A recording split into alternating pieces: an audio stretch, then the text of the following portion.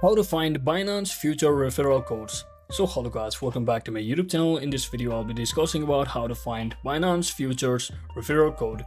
So let's get started. So first thing, just head over to your Binance application and make sure you have already verified your account as well as logged into your account.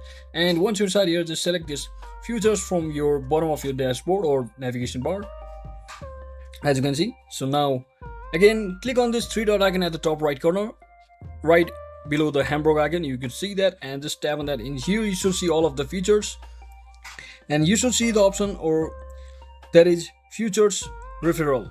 So you can simply tap on that, and from over here, when you invite your friend, both you and your friend will earn 10%. And once you click on this copy referral code, you can easily share them. You can even customize them, or you can even download the QR code for your code. So that is it for today guys. Thanks for watching. Don't forget to like and subscribe. See you on the next one.